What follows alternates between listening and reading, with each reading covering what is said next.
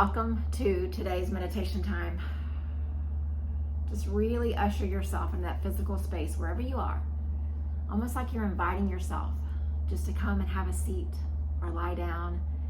And as you begin to get comfortable, just let the eyes gently close or just look down toward the ground. And just give yourself a quick body scan as we settle in. Just those places that you tend to hold tension, go there. Be aware of how everything feels in those spots. Oftentimes we'll do a body scan and we just have this almost like cursory way of going up and down the body, but let's pause at those spots that tend to give us trouble. For me, it's the right shoulder, and so I need to just pay attention there and check in. Make sure I'm breathing in compassion and I'm adjusting as I need to. And so do the same thing for yourself. Just honor how you feel.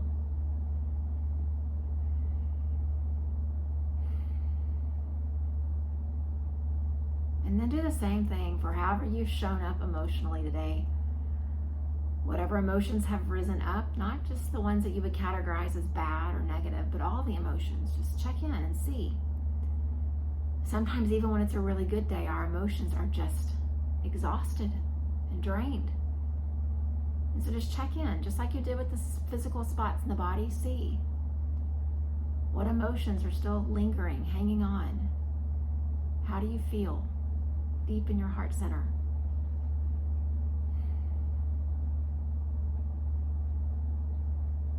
And then let's see if we can use our breath to shift and get everything into perspective. So in whatever way feels comfortable for you, just allow yourself from deep in the belly, take a slow breath in. And then just sigh it out. Take a slow breath in. And sigh it out. One more breath in. And let it go. And then use the breath that honors whatever you discovered about yourself for those first moments that we were together.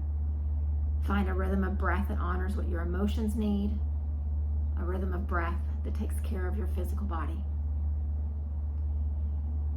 There's a quote that's been sitting with me a lot the last few days. And so I want to start us off with that and then just take us through some questions and see if we can come back to the meaning that this quote has for each of us personally. The quote says, "If you want to go east, then stop walking west." Just listen to that again. If you want to go east, then stop walking west. We almost kind of want to grin because it just sounds so logical. It sounds so simple.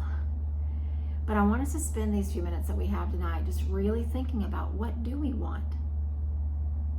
So what does this east represent in our lives? So I want to take us to the 4 soul questions, but I want to start with the question of, what do I want? Just ask yourself that. What do I want? Deep down in the core of my being, what is my deepest heart's desire? What do I want? And sometimes that is the hardest of all the soul questions to ask, because the world has taught us to make these lists and to come up with these things that we want. But when we pause and we really ask the question from a place of our spirit, the answers don't always come. The lists don't always get populated with words and ideas. And so I want to take us through the other soul questions and see if we can figure out along the way in these minutes we have what it is that we want. Deep down in our heart, what do we want? And so you just continue this slow and gentle rhythm of breath.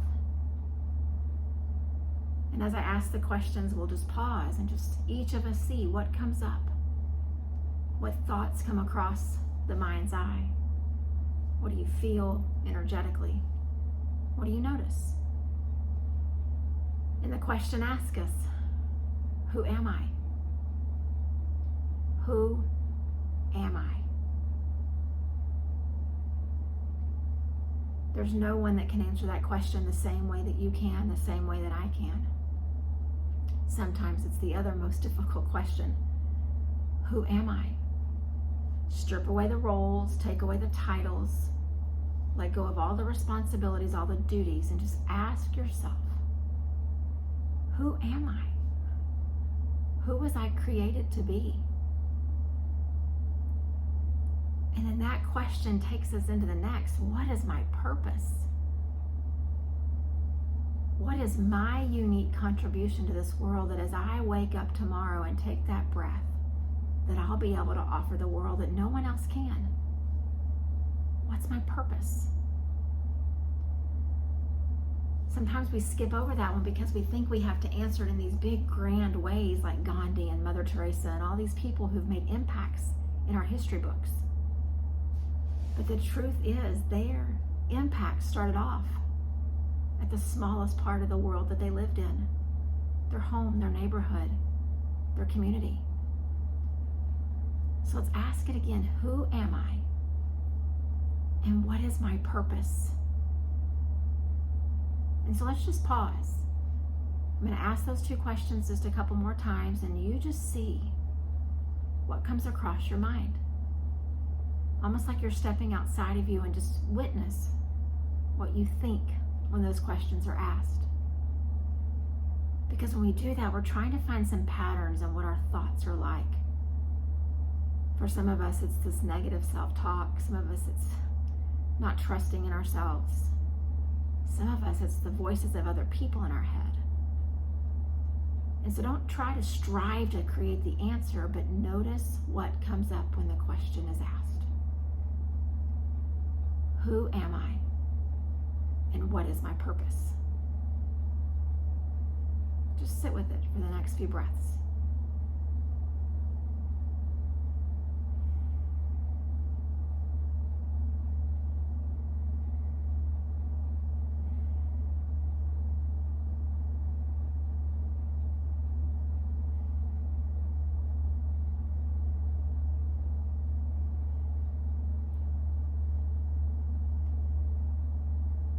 And then the other soul question. Sometimes it's the most simple of all. It asks us, what am I grateful for? In this moment, right here, right now, what am I grateful for? And I think that this question is connected to all of these soul questions, because if we can cultivate a spirit of gratitude within ourselves every day, every hour of the day, the questions about who we are and what our purpose is, they'll begin to be answered from this place of gratitude within us, this spirit of compassion, the spirit of grace, the spirit of love. Because when you ask yourself what you're grateful for, that's what you're actually cultivating. This true spirit of compassion and grace and love. And so I'll just pause, and each of us just think, what am I grateful for right now?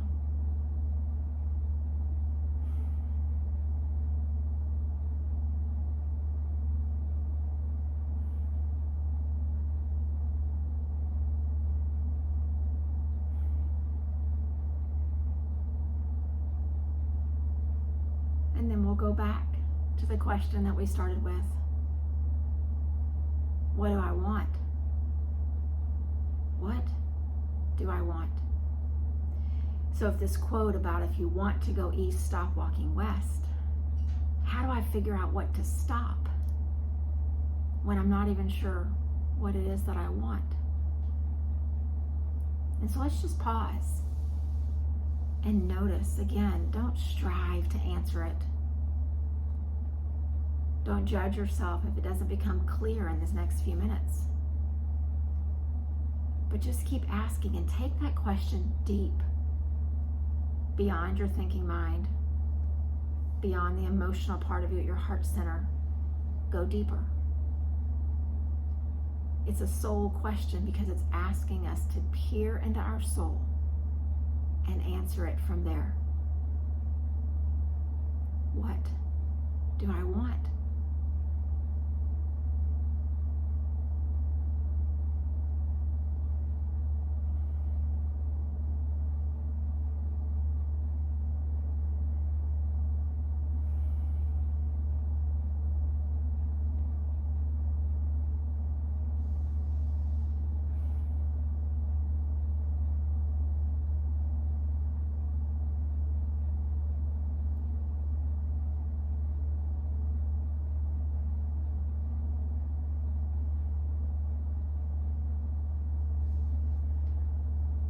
And as you continue to breathe, continuing to witness what's going on in your heart, in your soul, in your mind, what's coming up, what patterns do you see?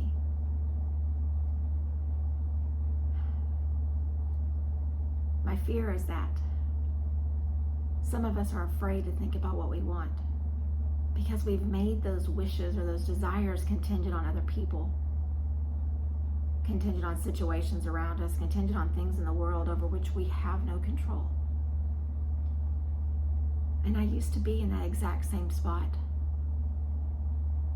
But I will tell you that when you take it to your soul and you ask the question of you, what you want not only becomes within your control, it becomes a part of your reality.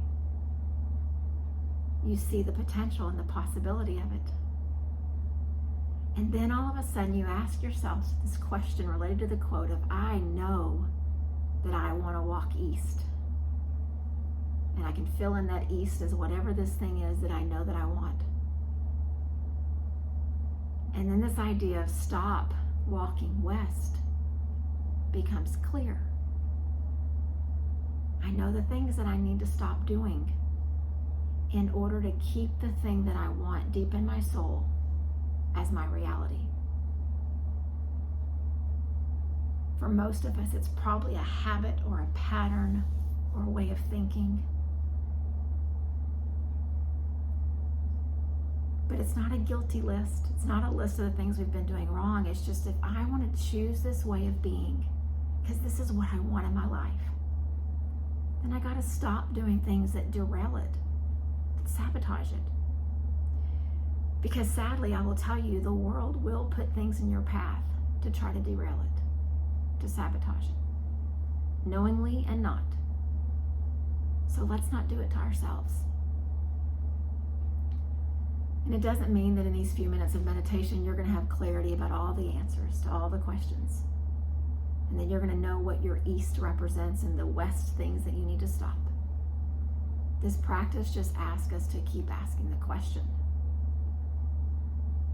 In the quiet, still moments, we keep asking the question. So I'd like us just to sit for this last little bit that we have together,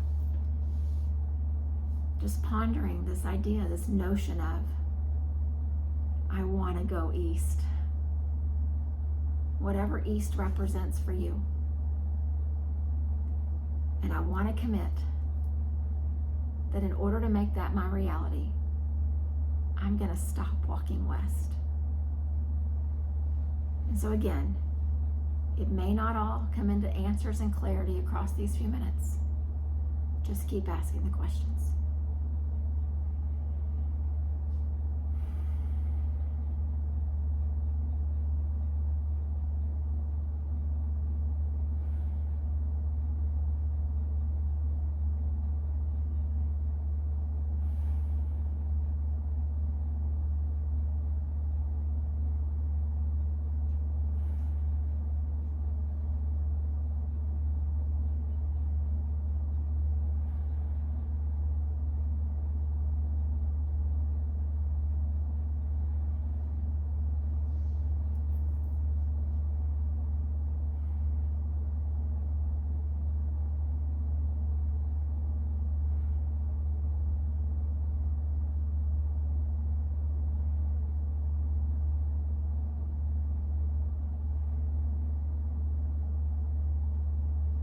And as we prepare to close out our collective time together, I want you to give yourself some grace. If clarity came and you began to see exactly what these things are that define who you are and your purpose and what you want, then tuck those in your heart and let them guide you going forward. But if you're still asking the questions, and you're still not sure, tuck those questions in your heart and let them guide you. In the quiet, still moments, which you'll need to cultivate in the days to come, keep asking the question. Because what I have found over the years is if I don't ask the question of who I am and continue to seek the answer, the world is going to tell me who it thinks I am. So keep asking the question. And then if you're still struggling with that, go back to the idea of what am I grateful for? Start in a concrete way of fostering gratitude in your heart, fostering gratitude in your mindset. And then I can tell you that over time, the clarity for all the other parts will begin to come.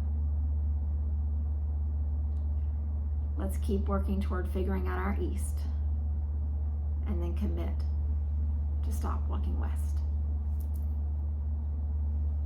Namaste.